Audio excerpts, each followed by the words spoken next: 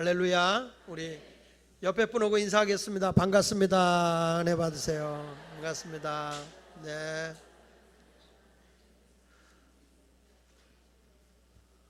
오늘 여러분들과 함께 은혜 받으려고 하는 말씀의 제목은 사도 바울이 했던 복음 전도의 모습이라고 하는 제목으로 함께 은혜를 받도록 하겠습니다.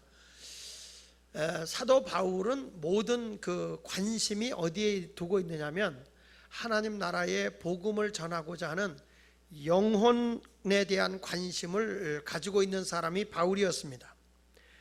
그는 오직 예수님만을 자랑하고 때로는 예수님을 전하다가 매맞고 감옥에 갇히고 사람들에게 미쳤다는 소리를 듣고 비방을 당하기도 하고 돌이 날라와서 맞아 죽을 뻔하기도 하고 하는 이런 여러 가지 위기를 만나지만 그의 마음속에 항상 자기가 할 수 있는 것이 뭐냐, 자기가 하고 싶어 하는 열정이 뭐냐 했을 때 영혼을 구원하는 일, 하나님 나라의 복음을 전파하는 일에 대해서 온통 관심을 가지고 있었습니다.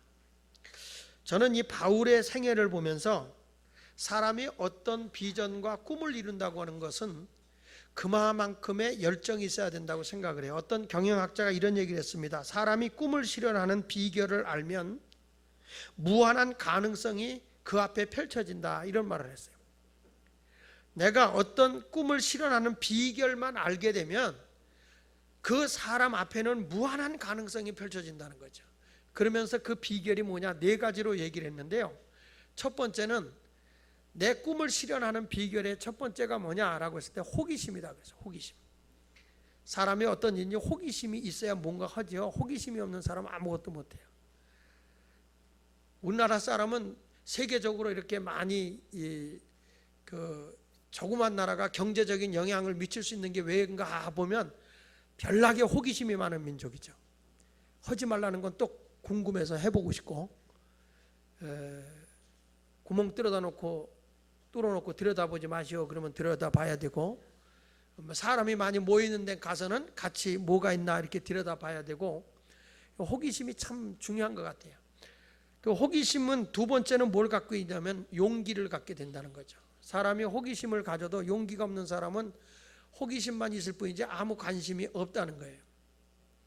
그래서 저는 여러분들에게 하나님이 기뻐하시는 삶을 살기 위해서 바울이 복음 전도의 그 꿈을 실현하기 위해서 열정을 가진 것처럼 우리 자신들도 내가 어떤 일을 실현하기 위해서는 한 경영학자가 얘기한 것처럼 호기심도 갖고 용기도 갖고 그 일에 대해서 지속성을 가져라. 세 번째는 지속성을 가져라 그랬거든요. 그리고 네 번째 가서는 자신감을 갖는 것이다 그랬습니다. 근데 이 네 가지 중에 가장 중요한 것이 뭐냐 그랬을 때 자신감이라는 거예요. 자신감.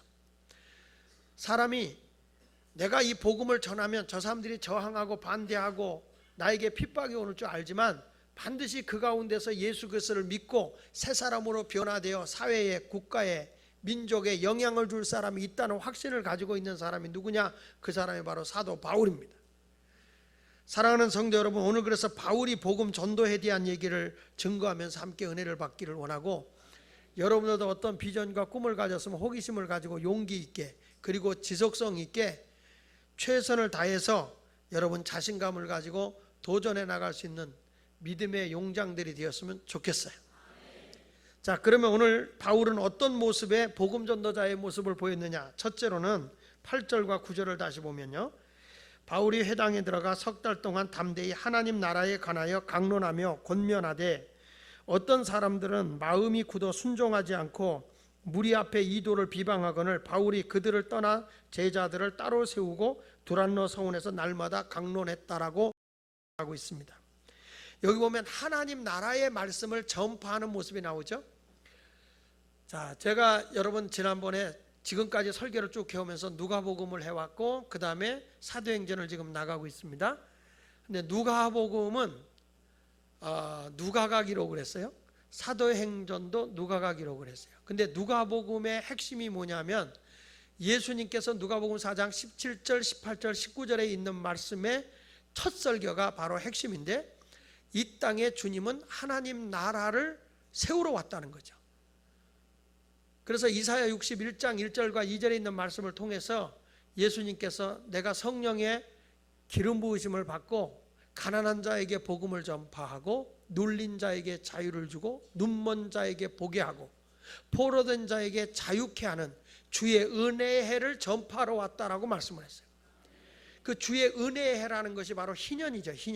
희년이라고 하는 것은 알다시피 50년 동안 땅을 샀던 사람이 50년이 지나면 원주인에게 땅을 돌려주는 것이고, 그리고 부채진 사람의 빚을 빌려준 사람이 탕감해 주는 것이고, 종으로 포로로 데리고 사용했던 사람을 자유를 주어서 집으로 돌아가게 하는, 그리고 생태계를 보호하는 자연사랑을 위해서 모든 농토를 쉬게 하고 하는 이러한 하나님의 큰 그 원대한 이 땅에 하나님의 나라를 세우고자 하는, 모든 사람이 살기 좋아하고 행복하게 되고 사랑스러운 세상을 만들자고 하는 그런 주의 은혜의 해를 예수님이 선포를 했단 말이에요.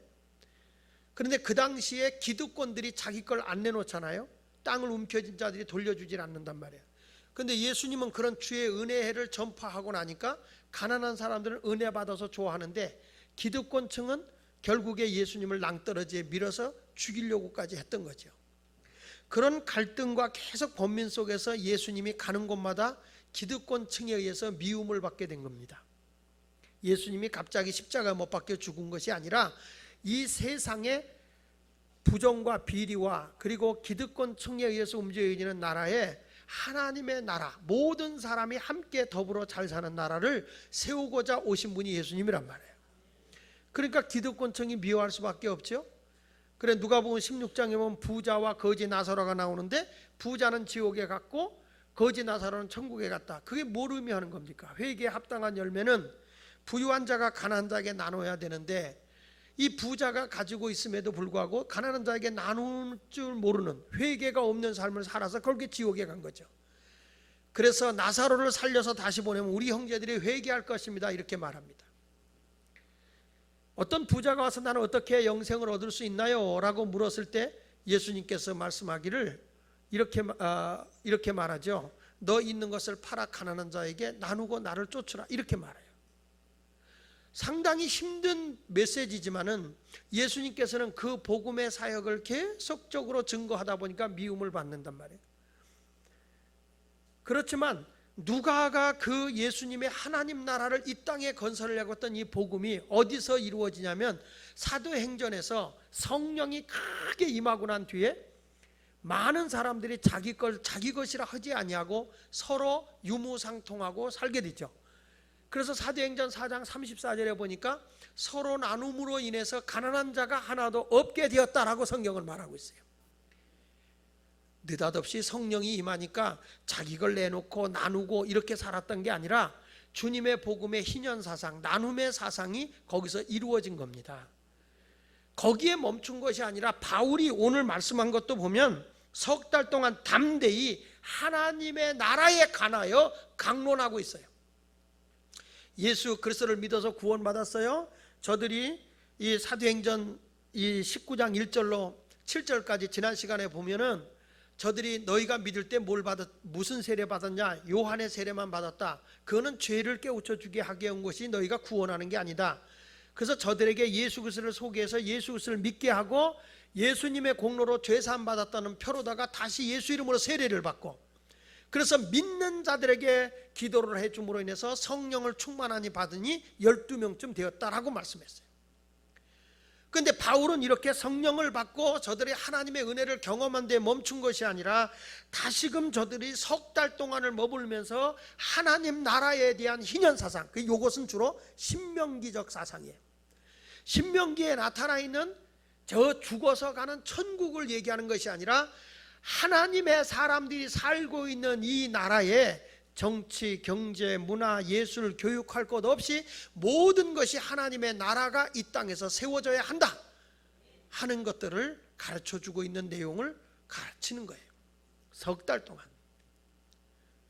여러분, 우리 학생들도 여기 와서 같이 예배를 드리지만 우리가 실용음악기를 세울 때 뭐냐면, 이제 모든 음악이 파괴적이고 도전적이고 사람의 정신을 썩게 하는, 그리고 그런 아주 비관적인 노래들이 많지만 이제는 기독교의 문화를 가지고 이들이 대중음악 속에 파고 들어가서 세상을 하나님의 정신으로 가지고 문화 자체를 생명 있는 문화로 바꾸자. 그런 각도를 가지고 기독교의 정신을 가진 사람들이 세상의 문화에 빠져들어가는 게 아니라 세상의 문화를 건전한 문화로 살려내는, 마치 요한 웨슬레가 자기 동생 찰스 웨슬레를 통해서 하나님의 복음을 전하게 되면 세상을 살려나가기 위해서 음악을 만들어서 그 음악으로다가 세상을 변화시키는 운동을 했던 것처럼 이러한 생명을 불어넣는 문화 음악이 있었으면 좋겠다. 그래서 우리 교인들이 정말 어려운 중에도 때로는 노점에서 장사하면서 얼굴이 얼어가는 그걸로 장사하면서 헌금을 내면서 이런 자그마한 학교지만 이 학교를 시작을 했는데 우리 학생들이 이곳에 와서 음악을 공부하고 있죠. 저는 여기에서 그냥 음악을 잘해서 끝났다가 아니라 세상에 영향을 주는 건전한 그리스도인의 정신을 가진 문화가 세상을 살려내는 문화로 바꿔갔으면 좋겠다 하는 소망을 가지고 있습니다. 근데 바울은 이런 복음을 계속 전하면서 그의 생각은 이런 겁니다. 빌립보서 3장 8절에 또한 모든 것을 해로 여기면 내 주 그리스도 예수를 아는 지식이, 예수 그리스도에 대해서 알면 알수록 그 지식이 가장 고상하다. 세상의 어느 것과 비교할 수 없을 정도로 고상하다. 그래서 내가 그를 위하여 모든 것을 잃어버리고 배설물로 여김은 그리스도를 얻기 위함이라고 했어요. 예수 그리스도 안에는 하나님의 나라가 있어요. 할렐루야. 이 복음이 전파되는 것은 죄의 자리에 있던 사람이 의의 자리로 옮겨지고 어둠에 살던 사람이 빛의 자리로 옮겨지게 되어 있습니다. 그러니까 사람이 완전히 변화가 일어나요. 하나님 말씀으로 사람을 변화시킬 수 있어요. 인도에서 이런 일이 있었습니다. 전도헌회라고 성경책을 줬어요. 근데 이분이 예수를 안 믿는 사람이에요. 성경책을 찢어서 담배를 말았습니다. 담배를 말아서 담배를 피는 거예요. 근데 이 사람이 성경을 찍다가 이렇게 펴놓고 보려고 하다 보면 성경 말씀 한 절 한 절이 자기 마음을 파고드는 거예요. 그래서 결국에는 담배를 말아서 피우려고 성경책을 찢었던 것이 그 인생 자체를 바꾸어서 인도의 큰 선교사가 된 사람이 됐어요. 하나님의 말씀, 이런 놀라운 능력이 있어요. 우리나라의 초기 기독교에서 전도를 하는데 성경책을 줬어요.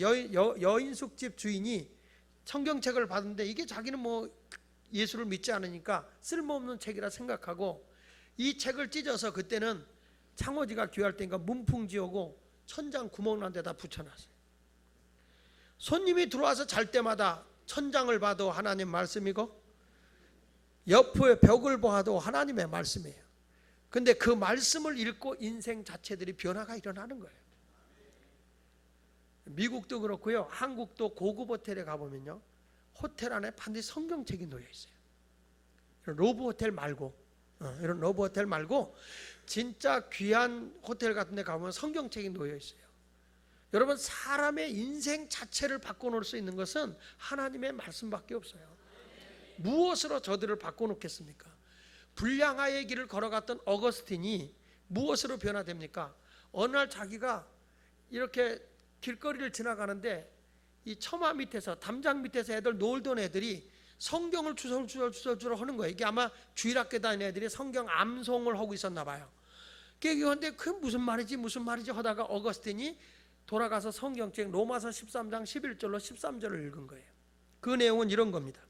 너희가 이 시기를 알거니와 자다가 깰 때가 벌써 되었으니 이는 이제 우리의 구원이 처음 믿을 때보다 가까웠습니다. 밤이 깊고 낮이 가까웠으니 그러므로 우리가 어둠의 일을 벗고 빛의 갑옷을 입자.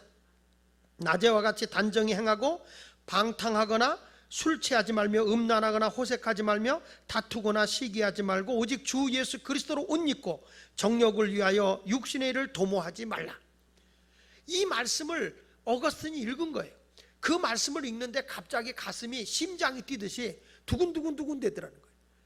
근데 그 말씀을 읽는데 갑자기 깜깜한 곳에 스포트라이트가 확 비치듯이 자기 눈이 뭔가 확 밝아짐을 느끼겠더래요.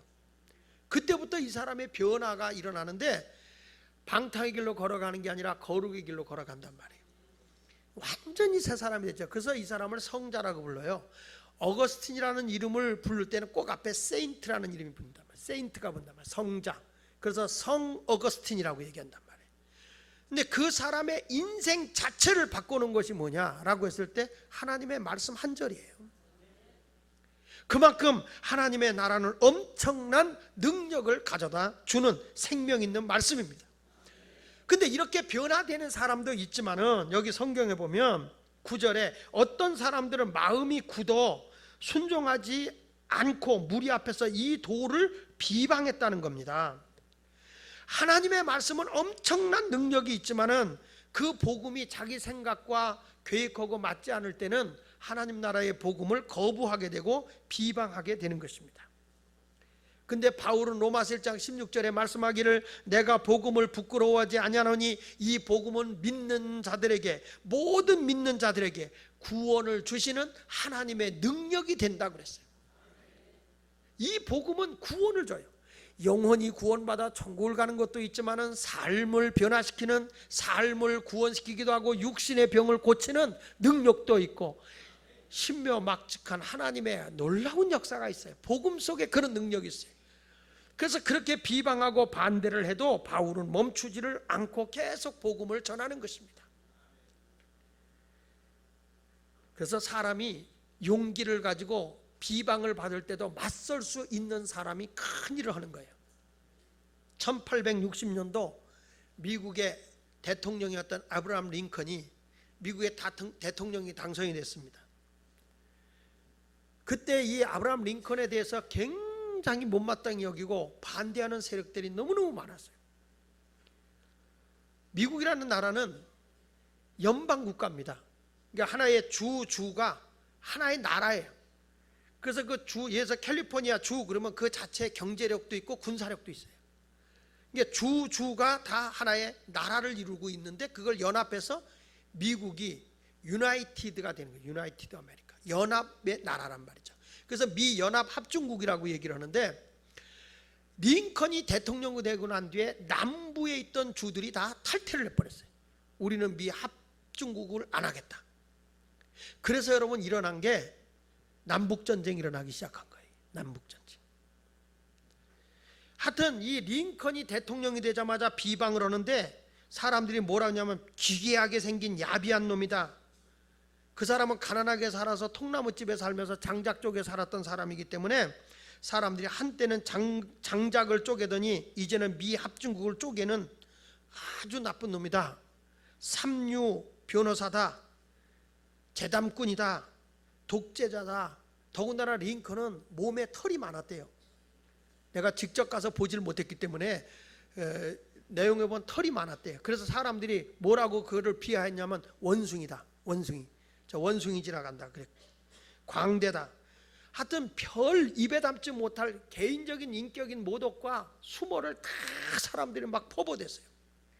그럼에도 불구하고 그는 꿋꿋하게 이겨나가고 대통령이 끝난 뒤에 얼마나 큰 변화를 줬냐면 그 사람은 남북전쟁에서 승리했을 뿐만 아니라 군사제도를 재편했고 노예제도를 철폐했고 미국 국민에게 애국심을 불러일으키는 큰 역할을 했다는 것이죠.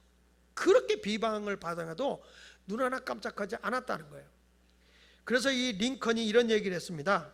당신이 비방이 당할 때, 사람들이 나에 대해서 비난하고 막 비방을 할 때는 용기 있게 그들에게 맞설려고 하면 5가지를 갖춰라. 첫째는 뭐냐? 사소한 비난에 대해서는 모른 척 무시해버려라. 그냥 뭐 옆에서 얘기하다 그냥 모르는 척하고 무시해버려라. 두 번째, 저 사람들이 집단적으로 나를 해서 리더십이 세워지지 않을 것 같으면 반드시 그것에 대해서는 되받아쳐라. 나에 대해서 비방을 해가지고 내가 대통령으로서의 리더십을 발휘할 수 없을 때, 내가 어떤 일을 해 나갈 수 없을 때는 그것을 되받아쳐라. 세 번째 가서는 절대 비난에 매이지 마라. 어떤 사람은요, 뭘 하려고 하면 무슨 나쁜 소리 들을까봐 전혀 일을 못하는 사람이 있어요. 그런 거에 매이지 말라고요. 비난에 매이지 말라.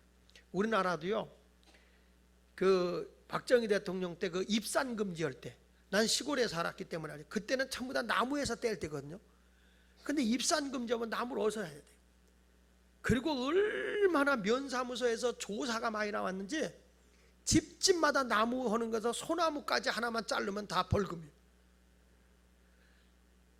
그러니까 전부 다 모는 사람이 그냥 비난하지만, 그래도 다행인 건 그때는 뭐 SNS도 없었고 트위터도 없었고 페이스북도 없었고 그렇기 때문에 인터넷도 없었고, 그러니까 그나마 그래도 밀어붙이고 나간 것 같아요. 지금에 와서는 얼마나 살림이 우거졌습니까?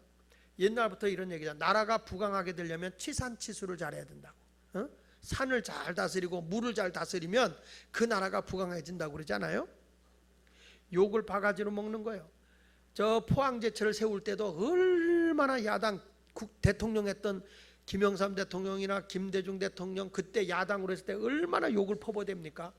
왜 그걸 하냐고. 우리나라가 무슨 철근이 그렇게 많이 필요하다고 차관을 들여와서 빚을 져가면서 그 공장을 세우냐고 그렇게 욕을 했지만, 그래도 그냥 밀어붙이고 했어요. 그러니까 너무 문화가 발달하는 거는 좋은 것도 아닌 것 같아. 필요할 때는 좀 이렇게 귀도 좀 닫히면 좋을 것 같아. 그런데 그것이 없었다면, 만약에 포항제철이 없었다면 우리나라가 이렇게 세계적인 자동차 산업이 발전할 수도 없었을 것이고, 조선업이 발전할 수도 없었을 것이며, 건설업이 발전할 수도 없었을 것입니다. 그러니까 여러분, 어떤 일을 추진하는 데 있어서 비난을 두려워해서 거기에 멈춰 있어서는 안 된다는 거예요. 교회도 어떤 일을 하려고 그러면 다 100% 지지하지 않잖아요. 반대하잖아요. 그때마다 제가 교회를 개척할 때도 말도 많고 탈이 많아서 그때마다 제가 외친 말이, 똥개야 치져라, 기차는 달린다. 목적지를 향해서 달려가는 기차가 개가 짖는다고 기차 세워놓고 가서 기관사가 왜 짖니 그리고 쫓아내고 기차 몰고 가면 부산까지 가겠습니까? 짖든 알든 목적지를 향해 가야 되는 거예요. 요즘에는 제가 이런 얘기를 합니다. 무슨 뭘 이렇게 지역을 위해서 이래가면 이래가지고 어떻게 모든 걸 만든다는 거야, 뭐가 이루어진다는 거야, 이렇게 얘기를 하죠.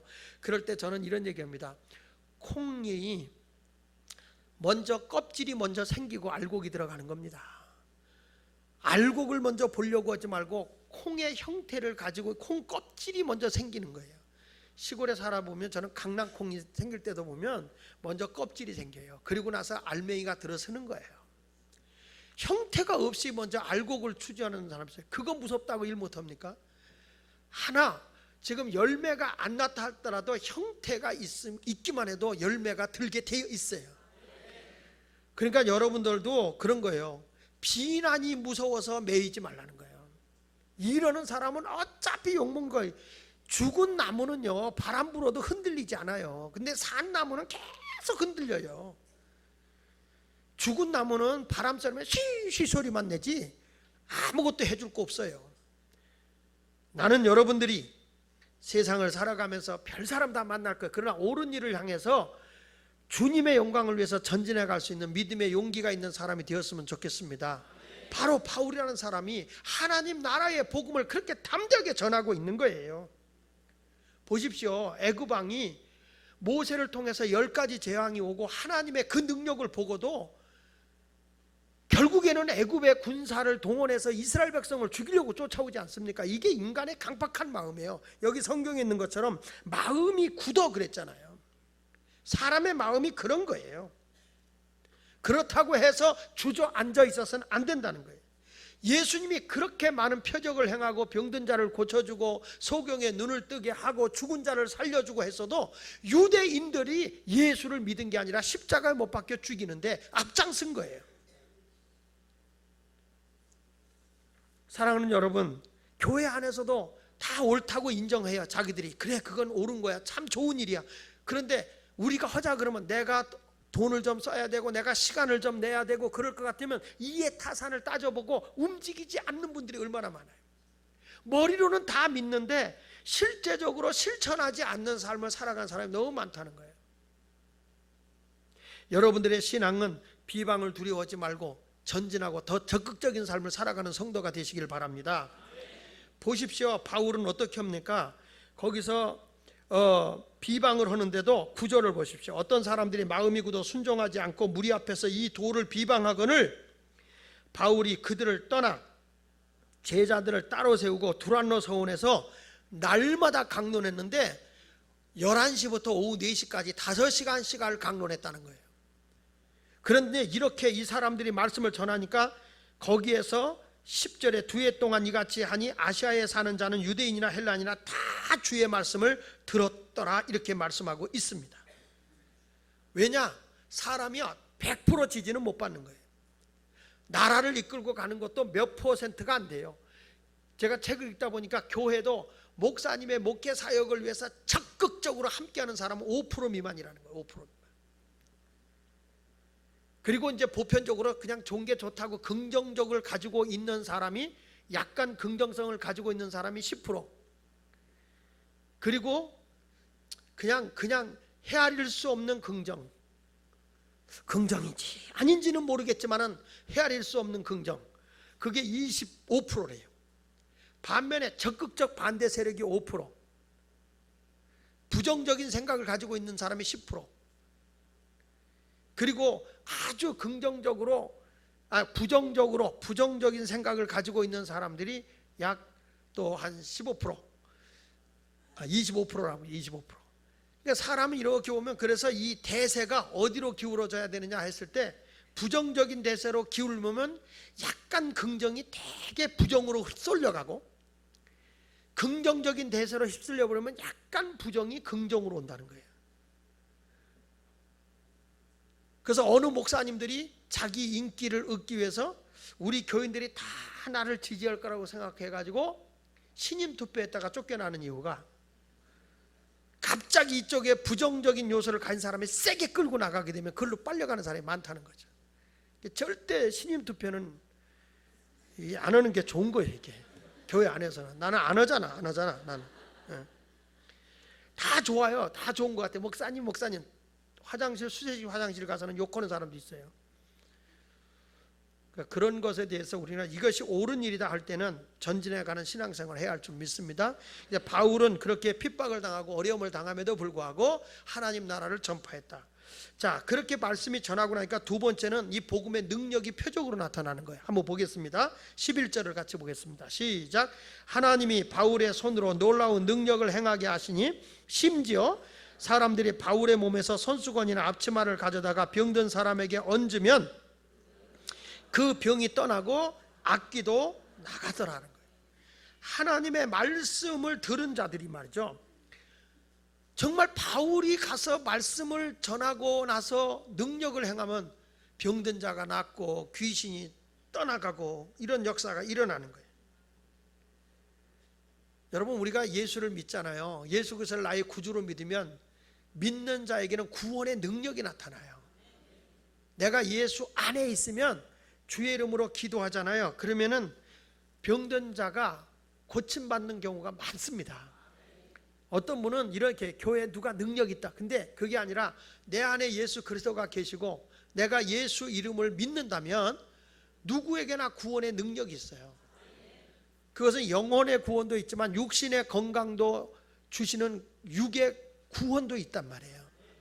여러분들이 예수 이름으로 기도를 해주시기 바랍니다. 그러면 능력이 나타나요. 믿고 하면 내가 하는 게 아니라 주께서 한다고요. 야고보서 5장 15절에 이렇게 말하거든요. 믿음의 기도는 병든 자를 구원하리니 주께서 그를 일으키시리라 그랬어요. 내가 믿음으로 기도를 했어요. 근데 내가 일으키는 게 아니에요. 누가? 주께서 고쳐주는 거예요. 만약에 내 이름으로 이게 일어나는 것이고 다 고침받는 일이라고 한다면요, 저는 손수건이나 앞치마 갖고 중환자실에 가 있을 것 같아요. 다 고쳐주면, 오는 사람마다 살아라 산다면. 근데 이 병든 자를 고치는 것이 내 힘으로 되는 게 아니라 우리 하나님의 주권으로 이루어진단 말이에요. 근데 꼭 우리가 예수 이름으로 기도하고 나면 그 능력을 주님이 이루어 주시는 거예요. 그래서 예수를 믿어도 때로는 병이 걸리는 수도 있고 또 병이 나을 수도 있고 안 나을 수도 있는데 누구 주권에 있냐? 하나님의 주권에 있어요. 다만 성경에 뭐라고 그러냐면 너희는 병 낫기를 위해 기도하라. 의인의 간구는 역사하는 힘이 많다. 그러니까 우리가 예수 이름으로 기도하면 병든 자가 낫고 치유되는 거예요. 우리 교회에서 이 카이로스 집회하고 예언 집회하고 하는데 이런 집회를 할 때 보면 하나님의 역사가 많이 일어나잖아요. 그 이유는 왜 그러냐면 믿음의 기도를 하면 역사를 주님이 하신단 말이에요.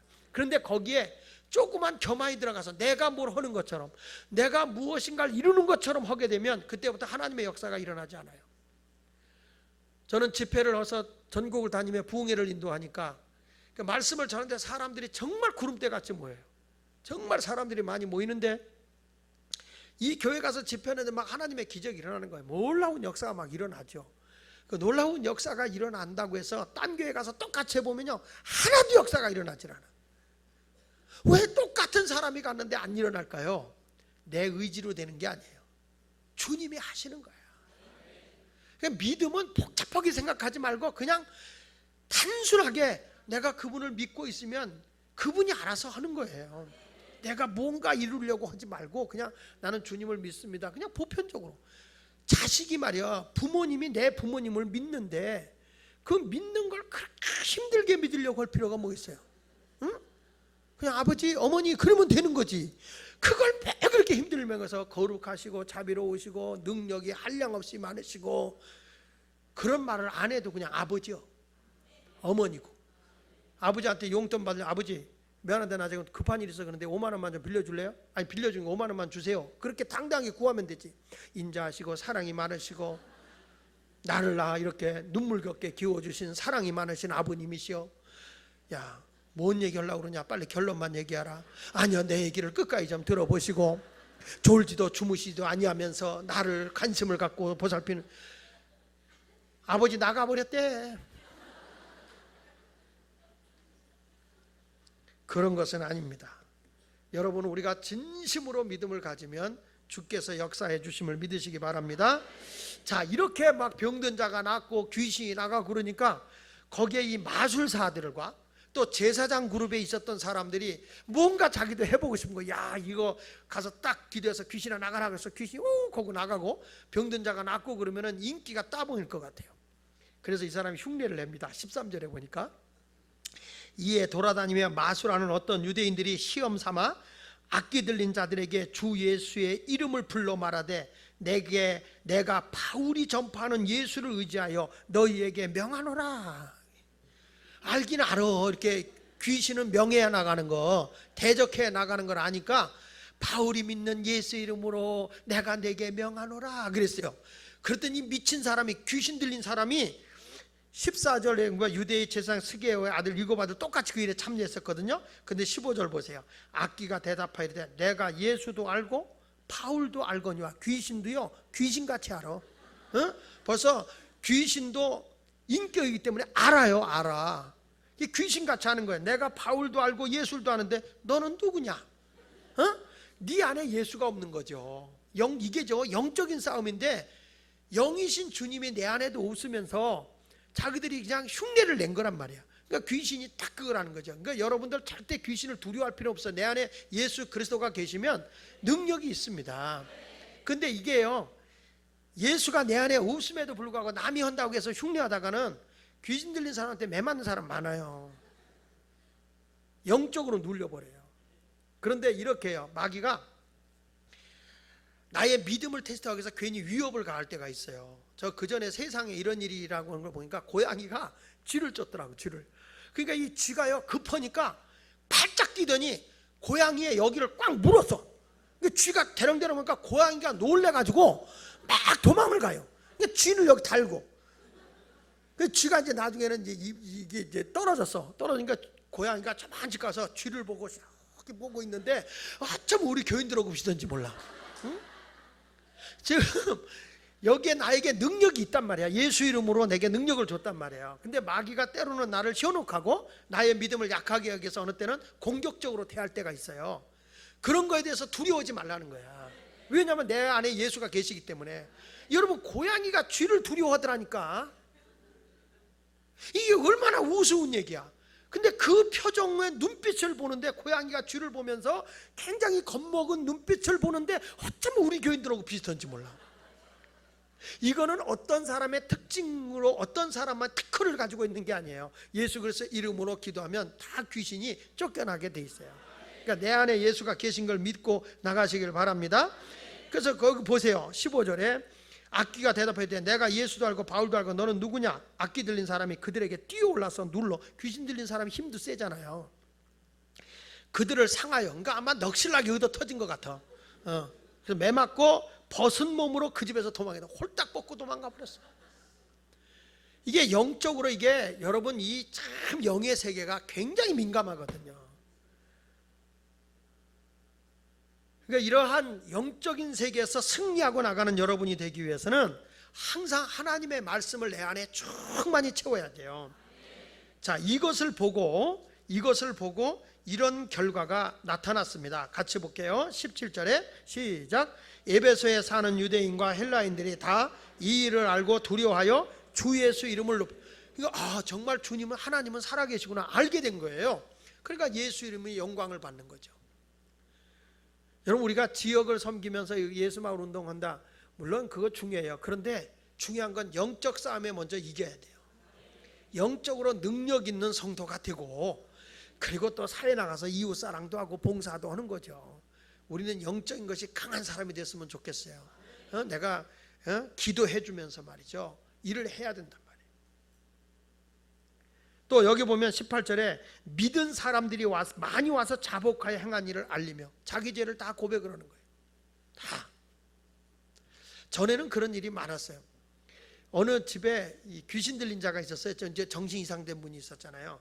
그분이 있는데 교인들이 몇 명이 예배 드려 간 거예요. 그 집에 예배 드려 갔는데 벌써 귀신이 딱 알고 오는데 장로님이 교인들을 데리고 들어왔더니 장로님을 이 귀신이 와서 이 지푸라기 같은 걸로 머리 툭툭 치면서 뭐하러 왔어? 뭐하러 왔어? 그러더래. 갖고 노는 거예요. 뭐하러 왔어? 뭐하러 왔어? 그리고 그 뒤에 따라왔던 사람들을 한참 보더니 너희들은 옷을 종이로 입었네? 옷을 전신갑주를 입은 게 아니라 종이로 옷 입었네? 너희들이 나를 이긴다고? 너희들이 나를 이긴다고? 그리고 막 조롱을 하더래. 근데 맨 뒤에 누가 들어왔냐면 초등학교 학생이 들어간 거예요. 초등학교 학생이 엄마 따라서 들어간 거예요. 근데 얘는 정말 기도를 많이 하는 애, 조그만 애인데 얘가 딱 들어가니까 이 사람이 탁 무릎을 딱 꿇더니 나갈게요. 초등학교 학생이 영적으로 장로보다 낫어. 내가 예수가 나의 구주임을 그냥 확실하게 믿으면 그 자체가 능력인 거야. 뭘 내가 힘이 세서 능력이 나오는 게 아니야. 그냥 내 안에 예수님이 계시면 그분 자체가 능력이란 말이에요. 제발 좀 여러분 믿음으로 정복하고 나가길 바랍니다. 그러니까 사람들이 자기 속에 있는 죄를 다 고백을 하게 되고, 19절을 보세요. 또 마술을 행하던 많은 사람이 그 책을 모아 가지고 와서 모든 사람 앞에서 불사르니, 왜? 마술이 중요한 게 아니라 하나님의 말씀책이 중요하더라는 거예요. 그 책값을 계산하면 은 5만이나 되더라. 이와 같이 결론이죠. 다 같이 주의 말씀이 힘이 있어 뭐 하더라? 예. 그래서 여러분, 저는 이 성도의 삶은 뭐가 중요하냐? 하나님의 말씀이 내 속에 살아 움직여야 되는 거예요. 말씀이 꿈틀대고 움직여서 그 말씀 자체가 능력이 되어 세력을 이루어야 할 줄로 믿습니다. 예수마을교회 사람 숫자가 얼마나 모이느냐 중요한 게 아니에요.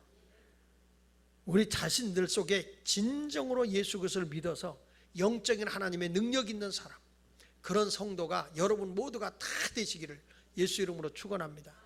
영적인 것과 상관없어요. 신앙의 연조와 상관없어요. 내 안에 예수 그리스도가 계시다는 그 사실 하나만으로 족한 겁니다. 우리 교회가 더욱 영적인 힘 있는 성도가 되길 바라고, 이번에 수련회를 위해서 많이 준비들 하고 계시는데 여러분들 기도도 참여하고 이번 수련회에 참여해서 하나님의 영적인 큰 파워의 능력을 키워나가는 그런 위대한 사람이 여러분 모두가 되기를 예수 이름으로 축원을 드립니다.